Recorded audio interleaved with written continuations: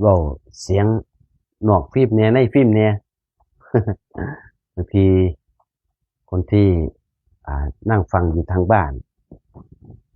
แล้วก็เป็นคนต่างจังหวัดก็เจริญธรรมตอนเช้าวันนี้วันที่8กุมภาพันธ์2569ก็มาพบมาเจอกันกับหลวงพี่หลาหรือครูบาลาสำนักสงฆ์วัดป่านนยอม่วงหวานตำบลหนองว่าอำเภอกุมภาวาปีจังหวัดอุดรธานีมีอะไรโทรมาสอบถามได้0931792140หรือจะร่วมทำบุญซ่อมแซมกุฏิใหม่ก็ธนาคารออมสินพระอัฏฐพัฒน์สวัสดี020395709734ทุกคนทุกท่านนะอนุโมทนามาบวชนี่ความตั้งอกตั้งใจที่จะมาบวชนี่มีจุดหลักจุดเป้าหมายคือยังไงนะ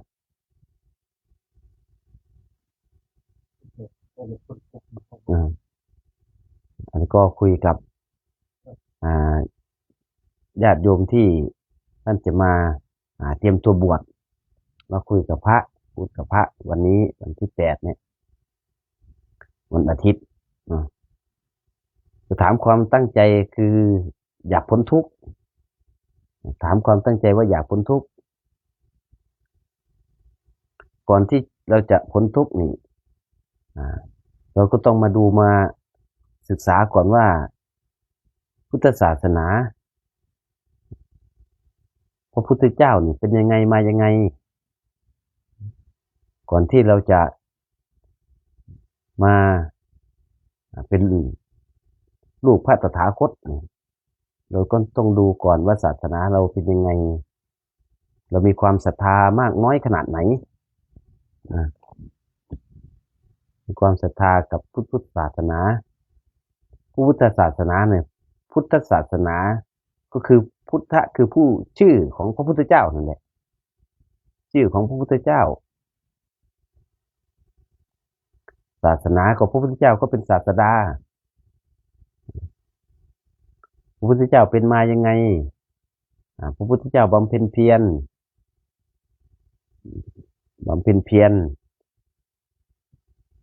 เสาะแสวงหาหนทางของการพ้นทุกข์นี่แหละถึงได้เอามาบอกมาสอนแนะนำญาติโยมผู้ที่ใฝ่ศีลใฝ่ธรรมนะมาแนะนำก็เอาคำสอนพระพุทธเจ้าก็สืบทอดต่อๆกันมาพระพุทธเจ้าท่านเป็นลูกพระมหากษัตริย์เป็นลูกกษัตริย์พูดง่ายๆที่เจ้าชายสิทธัตถะเกิดความทุกข์เกิดความเบื่อหน่ายออกมาอันดับแรกท่านก็เบื่อหน่ายกับอะไรเบื่อหน่ายกับความรวยเนี่ย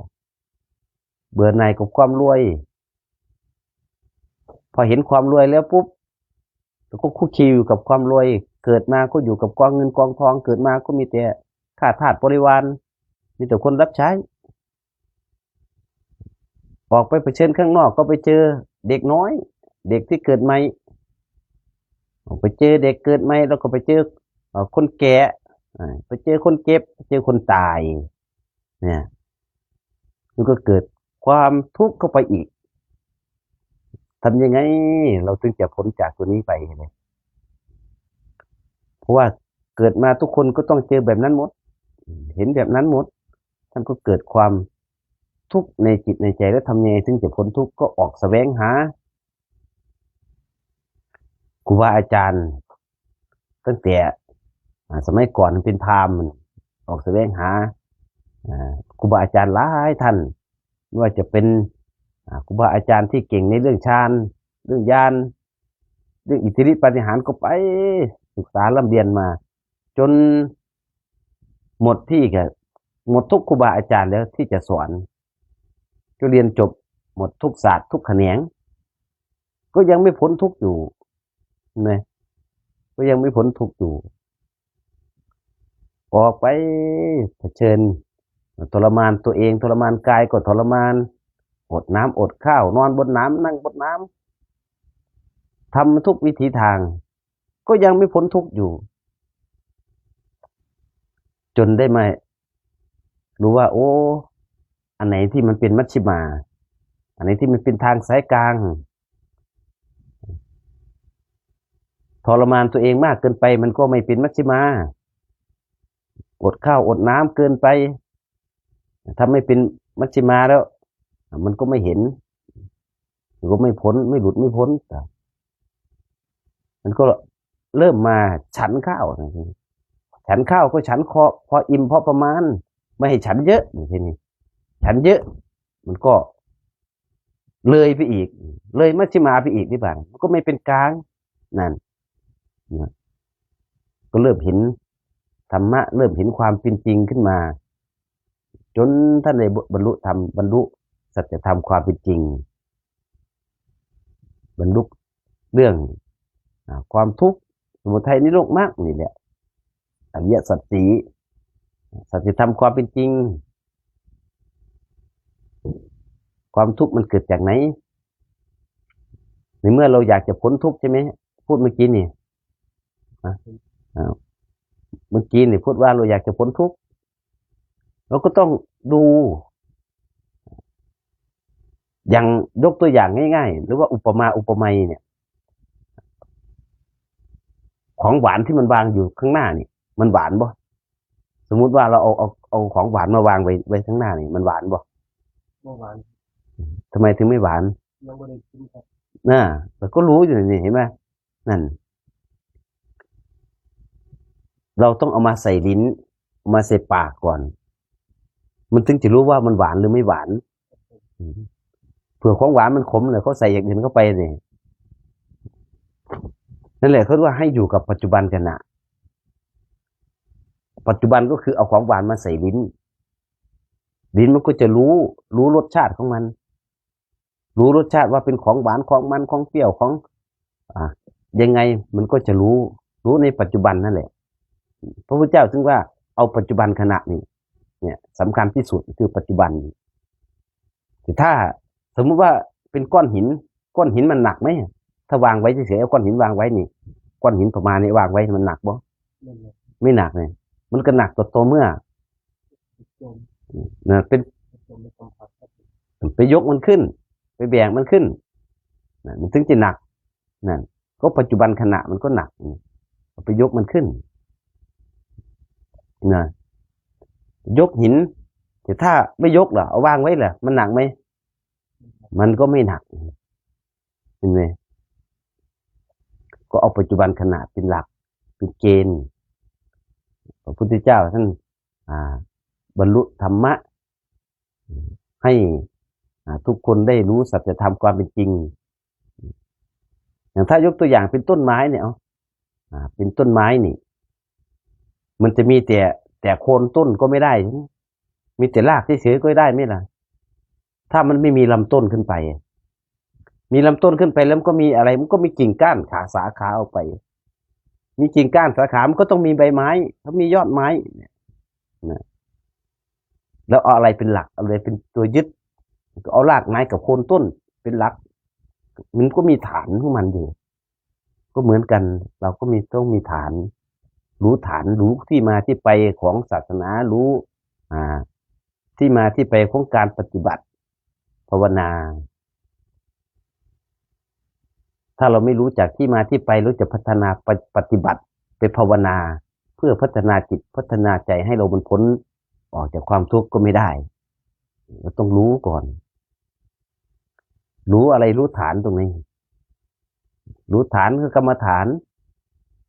กรรมก็คื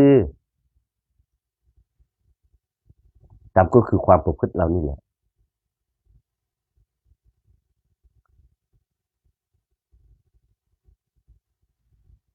กรรมะ มาเป็นฐานกรรมฐานความประพฤติของเรานี่แหละเราเอากรรมฐานมาเป็นตัวหลักตัวตั้งเอาตัวเรานี่แหละมาเป็นหลักทีนี้ภาวนาก็คือพัฒนาอะไรตัวเราเป็นหลักก็เอาเจตนานั่นแหละเป็นหลักเจตนาดูกายดูใจของเรานี่แหละเจตนาภาวนาก็คือพัฒนากายพัฒนาใจพัฒนาจิตให้เรานี่แหละมันเจริญยิ่งขึ้นไปเจริญขึ้นรู้ความจริงขึ้นนะรู้ความจริงรู้จะสัจธรรมความเป็นจริงขึ้นไปเรื่อยๆเนี่ยอันปฏิบัติเราก็ต้องรู้หลักรู้เกณฑ์ก่อนในเมื่อเราจะมาเป็นผู้สืบทอดศาสนามาเป็นเนื้อนาบุญของญาติโยมไม่ใช่ว่ามาปฏิบัติเฉยๆให้มันพ้นทุกข์เลยมันก็ไม่ได้ถ้าเราไม่รู้หลักรู้เกณฑ์รู้ที่มาที่ไปก่อนต้องภาวนาเพียรปฏิบัติแล้วพระพุทธเจ้าท่านก็บอกว่าท่านเอาอะไรเป็นที่ตั้งก็ฐานเป็นที่ตั้งก็คือฐานก็คือลมหายใจนี่ลมหายใจก็คือปัจจุบันขณะนี้แล้วทีนี้ไหมปัจจุบันขณะเราก็ดูลมหายใจนี่แหละดูลมหายใจของเรานี่บางคนก็คิดถึงเรื่องราวต่างๆอดีตที่ผ่านมาพอจิตมันเริ่มสงบแล้วก็ความคิดมันก็เริ่มผุดขึ้นบางคนก็มีเวทนาเข้าเวทนาร่างกายเรามันก็จะเห็นเด่นชัดขึ้นความคิดไม่เห็นเด่นชัดขึ้นมันก็เกิดเราก็เห็นความคิดมันดับลงเนี่ยเวทนากายเห็นเวทนามันเกิดขึ้นเรื่องเวทนามันก็ดับลงเนี่ยมันก็เห็นการเกิดการดับปฏิบัติภาวนาไงเราเห็นสิ่งที่มันผุดขึ้นแล้วเอาสิ่งที่มันผุดขึ้นเนี่ยมันเกิดจากตรงไหนล่ะทีนี้มันผุดขึ้นไอ้ความทุกข์ที่มันเกิดขึ้นนี่มันเกิดขึ้นจากจิตจากใจเรา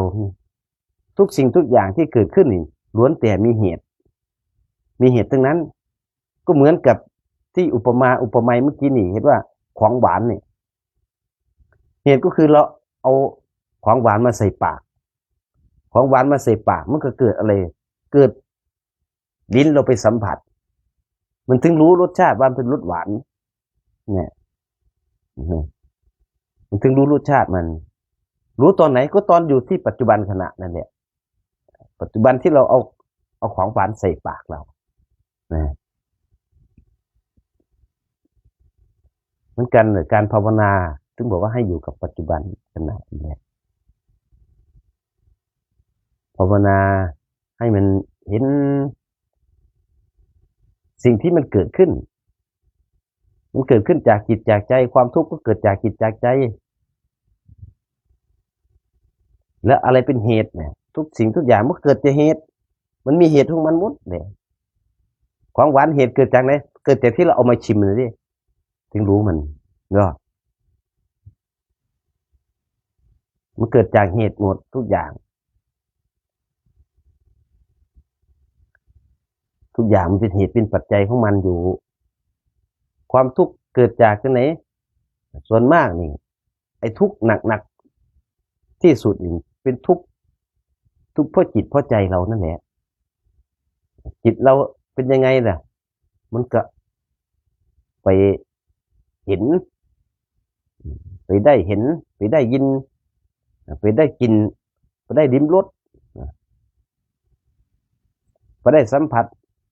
ธรรมอารมณ์เนี่ยความทุกข์มันก็เกิดจากตัวที่มากระทบแล้วก็สิ่งที่มากระทบเราไปยึดเอาไหมล่ะอย่างของหวานเราชิมรสชาติเราติดใจไหมถ้าเราติดใจก็คือเรายึดแล้วล่ะยึด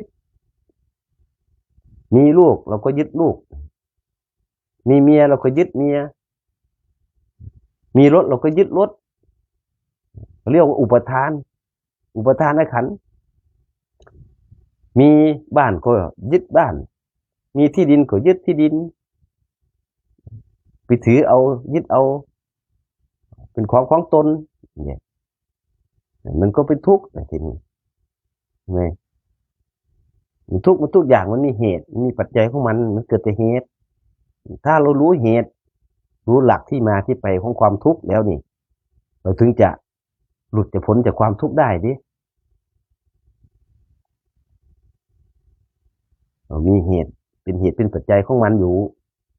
ก็ดูสิ่งที่มันเกิดนะมันเกิดจากเหตุหมดนั่นแหละเป็นทุกข์เพราะอะไรล่ะคนรวยก็ทุกข์แบบคนรวยคนจนก็ทุกข์แบบคนจนเด็กน้อยมันก็ทุกข์แบบเด็กน้อยคนวัยทำงานก็ทุกข์แบบทำงานเนี่ยมันก็มีความทุกข์กันหมดทุกคนเกิดมาล้วนแล้วแต่มีความทุกข์หนักๆก็คือความทุกข์ด้านจิตใจเรานี่แหละไอ้คนบางคนไปสอบไม่ผ่านทำไมถึงกระโดดตึกตายบางคนผิดหวังกับความรักทำไมถึงไปกระโดดน้ำตายบางคนผิดหวังกับหน้าที่การงานล่มสลายทำไมถึงฆ่าตัวเองตายนั่นเห็นป่ะมันเกิดแต่เหตุหมดเนี่ยถึงบอกว่าให้ดูลมหายใจนี่แหละคือฐานเราเนี่ยดูลมหายใจเข้าออกดูกายมันก็เห็นจิตไม่เห็นจิตนั่นแหละก็คือเห็นใจเรานั่นแหละ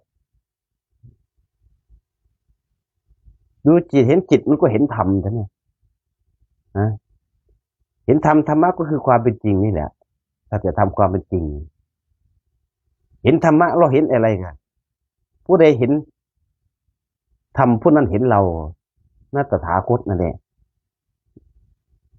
เห็นธรรมะก็เท่ากับเห็นองค์สมเด็จสัมมาสัมพุทธเจ้าเห็นคำสอนของพระพุทธเจ้านั่นทุกอย่างมันก็เกิดแต่เหตุหมด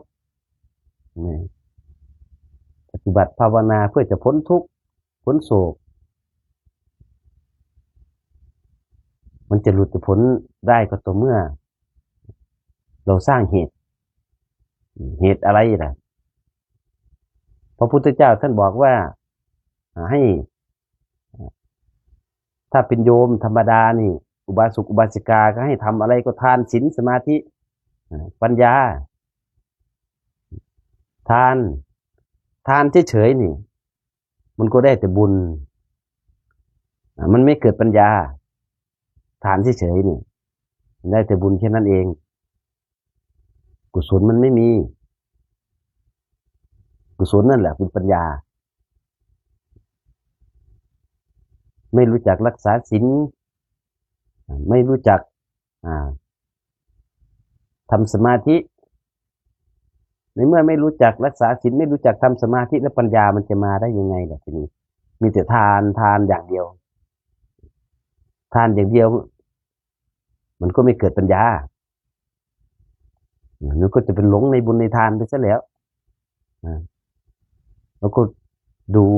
ปัจจุบันขณะตั้งอกตั้งใจเพียรภาวนานั่งดูลมหายใจความเป็นจริงที่มันจะผุดขึ้นในใจก็คือมันก็ไม่รู้ว่าความคิดเรามันเกิดขึ้นมา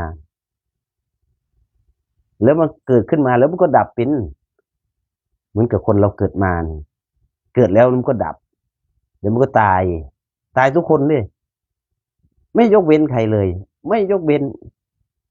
ขอให้เกิดมาตายหมดเรียบมับขอให้เกิดมาก็เหมือนกันความคิดมันเกิดมามันเกิดความคิดแล้วมันก็ดับถ้าเราดูตามเห็นของมันแต่เมื่อเราเห็นความคิดมันเกิดขึ้นแล้วก็รู้ที่ว่าเหตุปัจจัยก็คือความทุกข์ความคิดเราเนี่ยนะแล้วทำยังไงให้มัน เบาบางลงให้มันผ่อนคลายลงเราเห็นความคิดเกิดขึ้นครั้งแรกเราตามยังไม่ทันมันก็เอาอดีตที่ผ่านมามาคิดนี่แหละมันก็เกิดความทุกข์ก็ทุกข์อยู่นั่นแหละทีนี้ก็ปล่อยก็วางไม่เป็นเลยเราต้องได้ฝึกสติฝึกสมาธิถ้าไม่มีสติไม่มีสมาธิปัญญามันก็ไม่รู้ไม่เห็นปัญญาก็ไม่เกิดถ้าปัญญาไม่เกิดแล้วมันจะพ้นทุกข์พ้นโศกได้ยังไงเนาะ ต้องรู้เอาสติเนี่ยอยู่กับกายอยู่กับลมเรานี่แหละเราจะเอาภาวนาก็ได้จะเอายุบหนอพองหนอก็ได้หรือจะเอาพุทโธก็ได้หรือจะดูลมหายใจเราจุดเป้าหมายก็เหมือนกันอันเดียวกันก็คือพ้นทุกข์เหมือนกันนั่นแหละเห็นสัจธรรมความเป็นจริงนี่แหละก็เหมือนกันกับบวกเลขนั่นแหละบวกเลขถ้าเราอยากต้องการอยากได้10นี่จำเป็นไม่ต้องเอาเฉพาะ5 บวก 10นี่ไม่จำเป็นนะเอา7 บวก 10ได้ไหมล่ะเอา7 บวก 3ได้ไหม3ก็ได้10 6 บวก 4ก็ได้10 6 บวก 4ก็ได้10เหมือนกันนั่นแหละจุดประสงค์ก็คือเป้าหมายอันเดียวกันไม่ว่าจะใช้คำบริกรรมมาช่วยหรือว่าจะดูลมหายใจเข้าออกอานาปานสติหรือจะยึดกายเราเป็นหลักกายคตาสติก็อันเดียวกันจุดเป้าหมายก็คือไปให้มันเห็นความเป็นจริงเห็นความเป็นจริงมันก็พ้นทุกข์พ้นโศกตัวเห็นความเป็นจริงอะไรทำไมถึงว่าพ้นทุกข์พ้นโศกก็มันเห็นเหตุทุกคนเกิดมาล้วนแล้วแต่ทุกข์นะตัวที่นี้เป็นเด็กก็ทุกข์อย่างเด็กเลยมันก็เห็นดิตอนนี้หันหน้าเข้ามาเข้าวัดเข้าวาแต่ก่อนจะหันหน้าก็รู้มีแต่ทานมัวเมาในการทานถ้าเราอยู่ในร่มกาสาวพัสมาเป็นลูกพระพุทธเจ้ามาเป็นลูกพระตถาคตเราก็ต้องรู้จากพระตถาคตก่อนเด้รู้ใจยังไงเราต้องเกิดความศรัทธาต่อพระพุทธเจ้าศรัทธาต่อคำสอนพระพุทธเจ้าไม่ปันใจให้อย่างอื่นนะไม่โลเลใจนะไม่ปันใจให้อย่างอื่นไม่คิดว่าอย่างอื่นจะมาโดนบันดาลให้เราหายทุกข์หายโศกเนี่ยจะไปวิงวอนขอร้องอ้อนวอนไปดูหมอดูดวงปลุกเสกเลขยันอยู่นะมันก็ไม่พ้นทุกข์พ้นโศกเด้ไอ้ที่พูดมานี่ก็ผ่านมาแล้วเด้นี่ผ่านมาไปเพียรปฏิบัติเอาเป็นเอาตายก็ผ่านมาไปขึ้นถ้ำบนภูเขาหรือว่าจะไปทำเครื่องรางของขลังมวลสารต่างๆก็ไปศึกษาไปเรียนรู้มาหมดแล้วมันก็ไม่พ้นทุกข์พ้นโศกสุดท้ายกิเลสตัณหามันก็มีเต็มตัวเต็มประดาเหมือนเดิมตอนที่ผมไปเพียรภาวนาแล้วไปศึกษาเกี่ยวกับมวลสารวัตถุมงคลต่างๆกิเลสตัณหามันก็ยังเต็มหัวอกหัวใจอยู่เพราะกิเลสเต็มตัณหามันเต็มหัวอกหัวใจอยู่ก็มีแต่เอาผ้ากาสาวะนี่มาห่มเฉยๆที่นี่เหมือนกับห่มตอเลยที่นี่มันคือเป็นอย่างนี้นี่บอกว่าเราบวชมาเพื่อจะหาหนทางของการพ้นทุกข์เพื่อจะพ้นทุกข์มันทำไมทุกข์กว่าเดิมล่ะทีนี้เห็นสาวๆสวยๆหน่อยก็ไม่ได้ได้มันเกิดอะไรเกิดอะไรเกิดความอยากเป็นเจ้าของเขานั่นแหละหลงในรูปเห็นว่าเขาสวยเขางามมันทีนี้เนี่ยจิตใจมันก็ยังเกิดมีกิเลสอยู่ไหนบอกว่ามันจะพ้นทุกข์มันทำไมไม่พ้นทุกข์มันก็เกิดข้อสงสัยเกิดขึ้นเองก็ทำอยู่นั่นแหละ ทำไปแล้วทีนี้มันถึงมาทีหลังว่า โอ้ที่ไหนได้เราศรัทธาพระพุทธเจ้าน้อยมันก็เลยแบ่งใจไปให้คนอื่นเหมือนกับเรามีกิ๊กนั่นแหละอย่างครอบครัวหนึ่งเนี่ยอยู่ด้วยกันอย่างมีความสุขตอนแรกพอแฟนแบ่งใจให้กับคนอื่นปุ๊บเริ่มไม่มีความสุขเริ่มเป็นทุกข์แล้วก็เหมือนกันถ้าเราอยู่กับพุทธศาสนาอยู่กับคำสอนพระพุทธเจ้าไม่ศรัทธาพระพุทธเจ้าเราแบ่งใจให้กับอย่างอื่นมันก็เหมือนกันนะอุปมาอุปไมยเราตั้งจิตตั้งใจศรัทธายึดมั่นในคำสอนพระพุทธเจ้าศรัทธาต่อองค์สมเด็จสัมมาสัมพุทธเจ้าเอาตัวนั้นมาเป็นสรณะก่อนเอาไปที่ยึดเหนี่ยวจิตใจท่านถึงได้บอกว่าเอาพระพุทธพระธรรมพระสงฆ์เป็นหลักพระพุทธก็คือพระพุทธเจ้าพระธรรมก็คำสั่งสอนพระสงฆ์ก็พระสงฆ์ที่เป็นลูกพระตถาคตที่ปฏิบัติดีปฏิบัติชอบนี่แหละเขาเรียกพระสงฆ์ที่เอาคำสอนของพระพุทธเจ้ามาเผยแผ่มาบอกแก่ญาติโยมอุบาสกอุบาสิกามาบอกแก่พระภิกษุรุ่นหลังๆต่อไปนี่แหละพระสงฆ์ผู้เข้าถึงคำว่าพระสงฆ์นะไม่ใช่สมมุติสงฆ์นะสมมุติสงฆ์ก็ที่เราศึกษาเพียรภาวนานี่แหละเป็นภิกษุผู้บวชใหม่นี่แหละเรียกว่าสมมุติสงฆ์ก็เหมือนกันกับที่ผมนี่บวชใหม่ๆเนี่ยหลงเกี่ยวกับเครื่องรางของขลังอันนี้เอาตัวเองเป็นหลักในพูดเกี่ยวกับตัวเองเอาตัวเองเนี่ยยกเป็นตัวอย่างหลงคิดว่าวัตถุมงคลที่เราทำมากับมือเราเนี่ยมันจะโดนบันดาลให้เราพ้นทุกข์พ้นโศกไม่คิดเอามันก็ไปคิดเอาเฉยๆมันผลไม่ได้คำสอนพระพุทธเจ้าท่านไม่ให้ไปทำอย่างนั้นให้ตั้งอกตั้งใจนั่งภาวนาดูจิตดูใจตัวเองดูลมหายใจเข้าออกในขณะปัจจุบันเอาปัจจุบันเป็นหลักถึงบอกว่าปัจจุบันคืออะไรบางคนถามปัจจุบันก็คือลมหายใจนั่นแหละดูลมหายใจให้เรามีสติเนี่ยถ้าดูลมเห็นลมแล้วก็มีสติ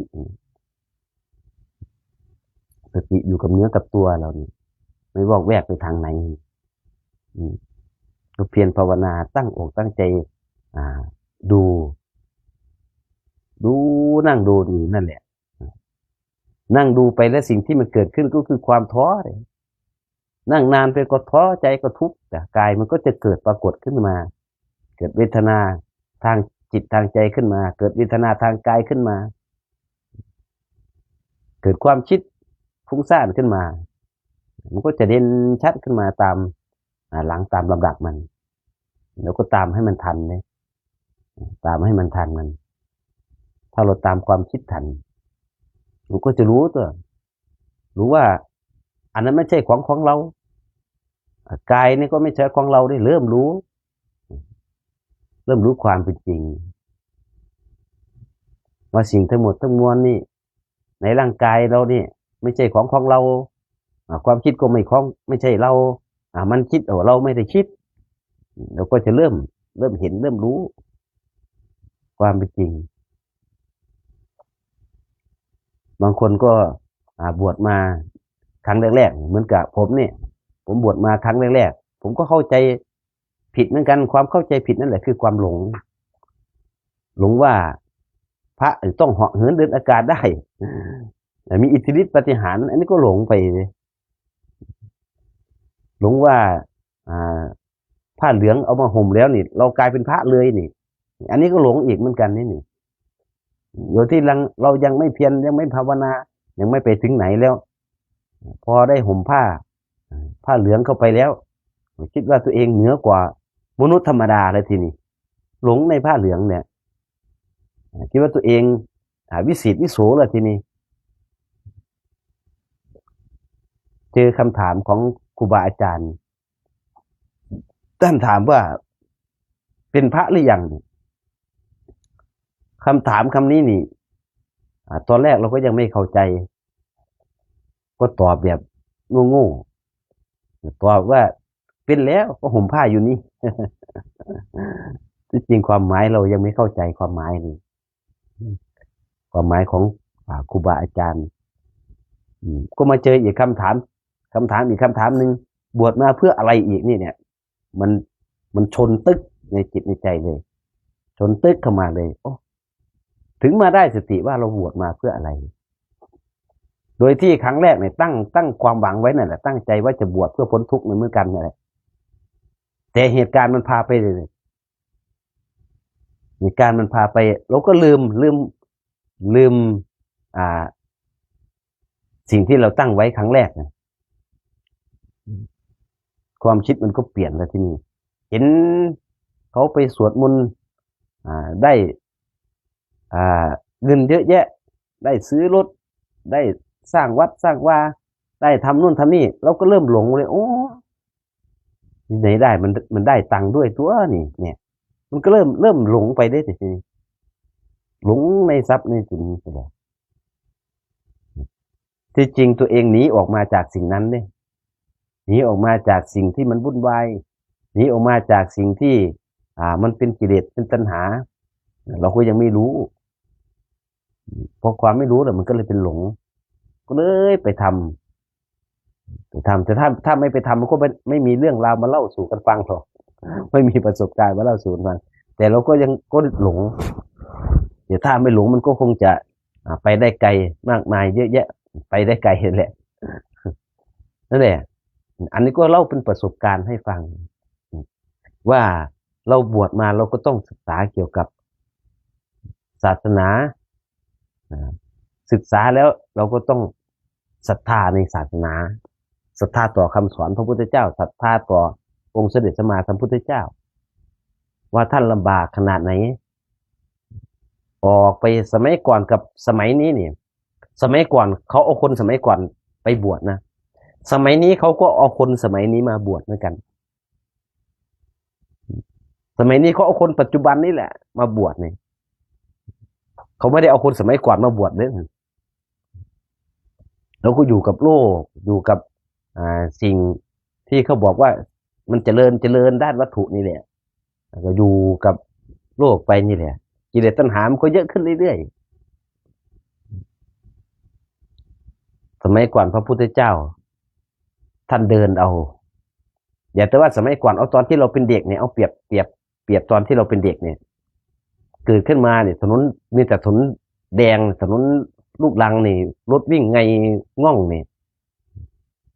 เดินก็เดินเอาจักรยานก็หาขี่ก็แทบจะไม่มีตอนเป็นเด็กโอ้ยเดินเอาลำบากตากตำถ้าหนักสุดก็ดีสูงขี่ควายขี่วัวเนี่ยไถดาไถทำไร่ทำนาก็ยังเอาควายเอาวัวอยู่ถ้าย้อนลงไปถึงกับขั้นสมัยครั้งพุทธกาลนะมันจะลำบากขนาดไหนนะไม่ต้องไปถามหาหรอกพัดลมไม่ต้องไปถามหาหรอกมุ้งไม่มีไม่ก่อนถึงมีมันก็หายากมากกว่าที่คนเขาจะเอามาทานพระพุทธเจ้าท่านอยู่ในป่าบุกเบิกเดินไปป่าสมัยก่อนกับป่าทุกวันนี้มันต่างกันดิสมัยก่อนเป็นป่าจริงๆนี่ป่าดงดิบนี่แหละเดินไปแต่ละทีเนี่ยก็จะเดินเหยียบน้ำเดินบูน้ำเข้าไปนะเดินกว่าจะเข้าเป็นร่องเหมือนกับรอง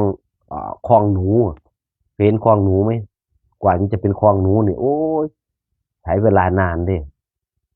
ความลำบากในแต่โดนไม้ขวนไม้ทิ่มไม้แทงน้ำเนิ้มเดินเข้าไปไม่รู้ว่าข้างหน้ามันจะเจอสิงสารสัตว์เจองูเจอตะขาบเจอสัตว์ร้ายต่างๆนานาไม่ก่อนสัตว์ร้ายมันเยอะดิเห็นไหมต่างยุคต่างสมัยยุคนั้นก็ลำบากแบบยุคนั้นยุคนี้ก็ลำบากแบบยุคนี้ยุคที่เกิดมาแล้วมีรถมีลาแล้วที่นี่ มันก็ลำบากแบบมีรถมีลาเนี่ยที่มีรถแล้วทำยังไงขี่ไปมันก็ยางรั่วยางพังเนี่ยซ่อมได้หาอะไรเนี่ยมันก็ทุกข์ไปคนละอย่างกันนี่มีเครื่องมือสื่อสารก็ทุกข์แล้วก็คิดถึงคนโน้นแล้วก็โทรหาคนนี้ มันก็ทุกข์เลยถ้าเราอ่ายังไม่รู้ว่าพระพุทธเจ้าท่านลำบากจากตรรมมาขนาดไหนถ้าเรารู้เราก็เกิดความศรัทธาบางคนนั่งร้องไห้นะรู้ฟังประวัติของพระพุทธเจ้าประวัติของพระพุทธเจ้าที่ท่านกว่าจะมาเป็นพระพุทธเจ้าได้โอ้บางคนบางท่านฟังแล้วเกิดปิตินั่งร้องไห้ก็มีเกิดความศรัทธานั่นแหละมาเป็นอันดับหนึ่งอันดับแรกเลยก่อนที่เราจะมาเพียรปฏิบัติเอาคำสอนของพระพุทธเจ้ามาปฏิบัติเขาเรียกว่าลงใจมันลงใจมันน้อมรับคำสอนของพระพุทธเจ้าใจมันน้อมรับธรรมะของพระพุทธเจ้ามันถึงจะเดินไปได้มันถึงจะภาวนาไปได้ถ้าใจเราไม่น้อมรับคำสอนไม่น้อมรับไม่ศรัทธานี่มันก็ไปได้ยากศรัทธาแต่ปากเฉยๆก็ไม่ได้ศรัทธาแต่ในบัตรประชาชนอยู่ในทะเบียนบ้านก็ไม่ได้ทีนี้ต้องศรัทธาเขาถึงเลือดถึงเนื้อจริงๆเขาถึงจิตถึงใจเอาศรัทธามาเป็นตัวหลักศรัทธาแล้วก็มีความเพียรศรัทธาเห็นว่าพระพุทธเจ้าท่านพ้นทุกข์ท่านก็เอามาบอกวิธีทำแบบนี้นะทางเดินไปแบบนี้นะเป็นธรรมดาทางเดินมันก็ต้องมีหลุมมีบ่อมีสี่แยกนะเลี้ยวซ้ายเลี้ยวขวาหรือว่าจะตรงไปหรือบางที่ไปเจอ5 แยกจะตรงไปต้องจะออกทางไหนนะมันก็ต้องเอาคำสอนของพระพุทธเจ้าท่านเป็นหลักก่อนมาเป็นหลักมาเป็นสรณะก่อนมาเป็นหลักเป็นเกณฑ์ให้ใจเรานี่มันมีเสาหลักพอได้พักได้พิงถ้าว่ายน้ำอยู่กลางน้ำนี่ไม่มีหลักเดียวเราก็อยู่ได้นะก็พอที่จะพักพิงหายเหนื่อยไปก็ว่ายต่อกว่าจะถึงฝั่งก็เหมือนกันเราต้องศรัทธาก่อนศรัทธาต่อคำสอนพระพุทธเจ้า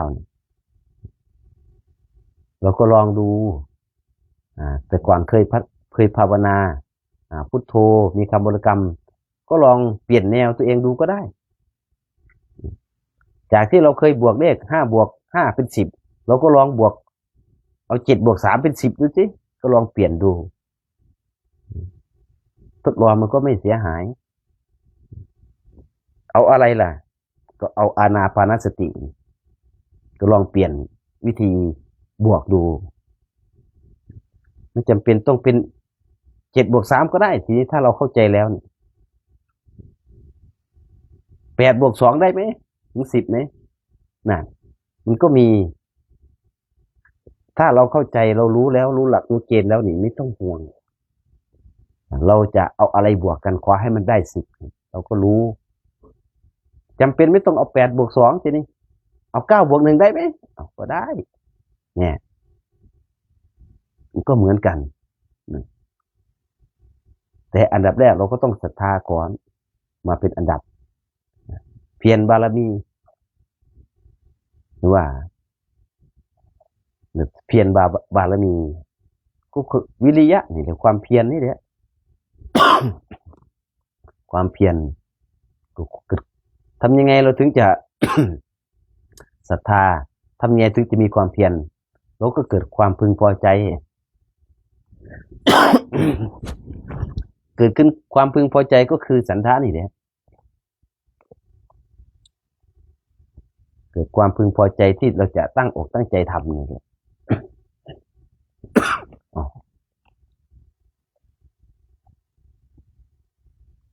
นี่ก็ไม่เที่ยงนี่นั่งอยู่เฉยๆก็ ไอแล้วมันหายเป็นไหมไอมันก็หายเป็นถ้าเราเข้าใจแต่ถ้าเราไม่เข้าใจไอนี่มันก็เป็นทุกข์กับมันเนี่ยก็ไปยึดอีกเนี่ย เห็นไหมอันนี้ก็เป็นธรรมะเนี่ยแค่ไอเฉยๆก็เป็นธรรมะเนี่ยไปยึดอะไรอ่ะ ไปยึดกับการไอนี่แหละไปยึดเดี๋ยวก็ไปคิดเดี๋ยวทีนี้ถ้าเริ่มยึดเราก็เริ่มคิดแล้วยึดว่ากูจะเป็นอะไรได้ไหมเนาะกูจะเป็นโรคโน่นโรคนี่ได้บ้างไปปรุงแต่งเอาได้บ้างมันก็เป็นทุกข์มันก็มีเหตุของมันไง เหมือนกันเลยเนาะเราตั้งใจเพียรภาวนาในเรา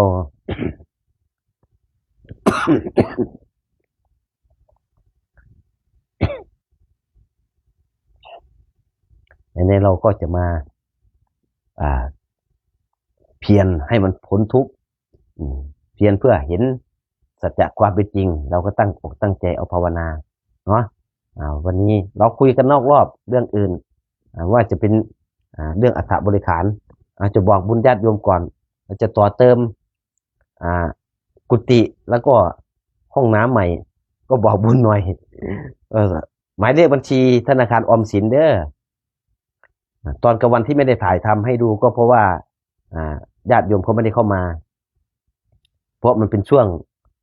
เหตุบ้านการเมืองนี่แหละอย่าไปยุ่งกับเขาแต่รู้ว่าเขาทำเราก็ปล่อยเขาทำไปก็เลยไม่ได้ถ่ายให้ดูก็ ทำกุฏิซ่อมแซมกุฏิใหม่ธนาคารออมสินชื่อพระอัตภัทรสวัสดี020-395-709-734ทวนอีกครั้งเด้อเผื่อญาติโยมมีจิตศรัทธาอยากจะร่วมทำบุญด้วยกันเนาะรู้จักเสียสละจาคะรู้จักแบ่งปันออกก็หมายเลขธนาคาร